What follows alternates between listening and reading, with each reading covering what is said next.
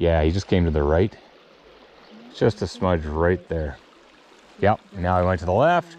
He looked at that. This is funny because the last time we were here, we were just talking, come around this corner, and Amelia caught a nice fish. But this run was actually further up where the creek comes in. And, well, thankfully there's still a rock on the bottom. There's so little holding structure here. Just underneath that yellow leaf there and that yellow leaf, right in that seam line. Okay, let's see here.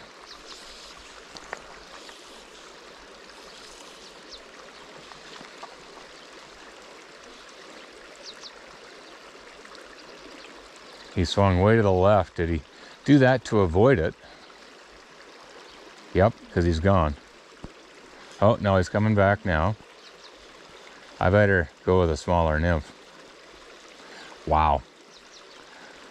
You almost swear that that fish swung out to avoid that coming at him. He's still there, but yeesh. Looks like a good male, actually.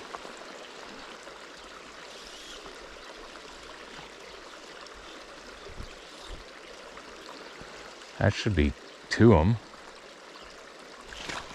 Right out of his mouth. So that's a male. Yeah, he definitely had that nymph. And it's just a tiny little size 18 nymph. And that's a big-headed male, brown.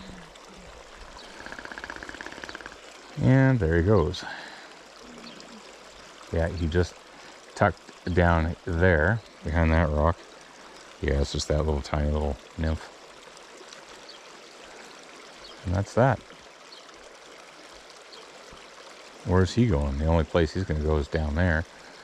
He tucked into that rock shelf. He's just behind that orange rock there. Yeah, he felt that. Didn't connect. This is where most people are in a rush to get going and tying on their flies. I'm like, yeah, nah. Let's let that fish rest. Let's let it rest. Is that dry going to hold all that? Yeah. It's just right there. Hey, love. Well, I'll give it a go. I'm just going to get my feet. See how forgiving this fish is. If at all.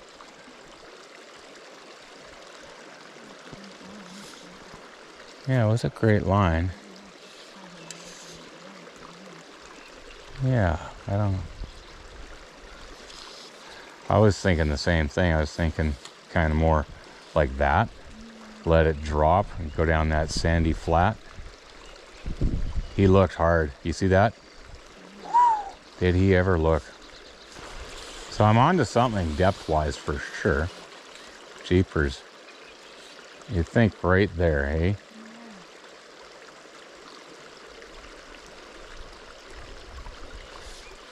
Another flip or two, then I'll change.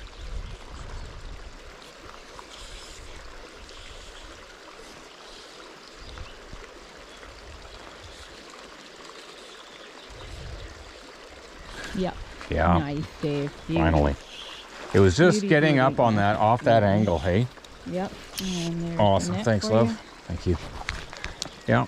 Just up off that angle, that gradient of gravel off the right and bringing it in. Not going right at the fish. If he's on the fly, I think he is. It's a size 18 nymph, so, you know. That's how that rolls. I don't sound excited, guys, because I'm a little nervous about this fish. I think he's in my bottom, tiny little nymph. And that on the old 5X and sizable fish. And it was a project fish, okay? Like, yeah, it was definitely a project fish. And what's happening right now is this whole gravel shelf was like that, right? We're into this before with these good fish. He'll just sit there flagging his tail and his pec fins and his caudal fins, and he'll glue to the bottom. And I'm just trying to walk him backwards because he will absolutely glue to the bottom. Let's see if I can lift. See, his pecs are flared to the bottom right now. Wow, that's awesome to watch. Yeah, that's that V of gravel on the bottom. and he's sideways like a flounder right now. Just is not going to want to come off that. So you just have to wait him out. He's just going sideways upstream of me here. It's really cool to watch. Yeah, but yeah, it's that V angle of gravel, right? Yeah.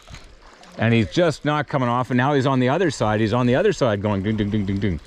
And now he's on this side. He's just flip-flopping, trying to get anything he can while gluing his caudal and pec fins into that V. And now he's coming down, but I don't trust he's coming up. How about that for a statement? On these gravel rides, look at that pec fin, is just flared right out. For as much as my rod is flexed. There we go. Nice long fish. That was really, really a cool little engagement. Yeah. There we go. So you see that big mouth, guys? That's that tiny first miss that I missed.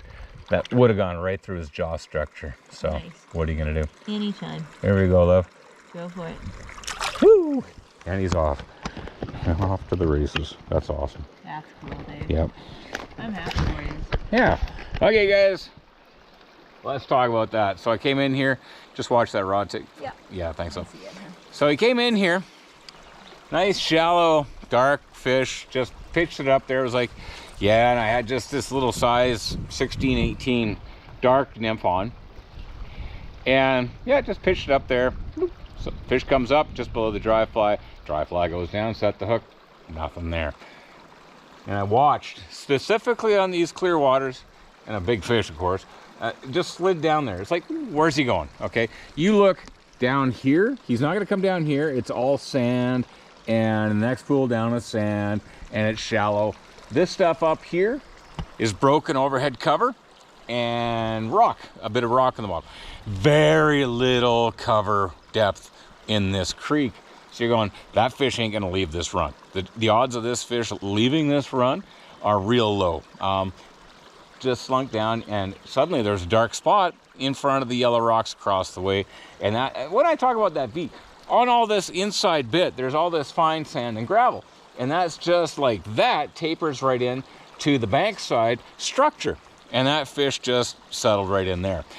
And a lot of people want to tie flies and get going. Oh, I got to change fly, change fly, change fly. What are you in a rush for? Why would I rush that fly change? Not in a million years would I have rushed that fly change. Yeah, okay, well, there's mayflies, there's caddis, and you think it through. I'm probably going to bore you while I say it like this, but that's what's in my head. It's like, yeah, so he was there. That was about 16 inches down. Probably if Dick crossing back there was knee deep, you know, he's probably sitting in maybe thigh deep water. And I was like, okay, let's go with 2 nymphs. And I specifically grabbed Amelia's rod because she tied on this caddis that she ties. It's really bulky of elk hair. Guess what you can A, see on this water, and B is going to float like a cork. Great. Well, then we'll come down 2 feet to my first nymph, which is a bit heavier tungsten bead caddis pupa. It's like, well, he kind of looked at it, no. Okay, well, how about another 12 inches down? And that's 3 feet now. Gee, what's that? Crotch deep? That's perfect. And tie on a little size 18, again, tungsten nymph.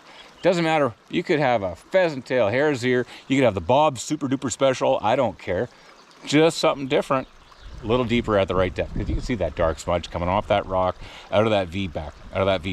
And a couple of drifts. It was like, yeah, it came up to the left to look, then look to the right. But it was going to be coming off that shelf. It was going to be a nice, slow drift to get it down. Make sure those nymphs got lots of time to get down. And that fish, if you imagine, that fish is like that in there. And if you're not deep enough and you're out in the fast stuff, well, that fly's going to go, not going to sink. It's going to go in that main current. But if you come over here on the inside boat, just a foot on the inside of that current, let it drift down, bob like a cork, that's going to allow those nymphs just to go down along that shallow, or should I say, that fine shingly gravel. And it's depth. It's always depth. And you can just watch that smudge come over and watch your dry fly go down. Perfect, man. So now the sun comes out. That's awesome. it would have shown like a real hefty dark fish sitting right there. But you can see where that fish, when I said that yellow rock, he was sitting right in there. And that darker fish in that yellow rock, yeah, he's gonna glow like a candle on Christmas Eve. It's funny because this used to be a trough right up in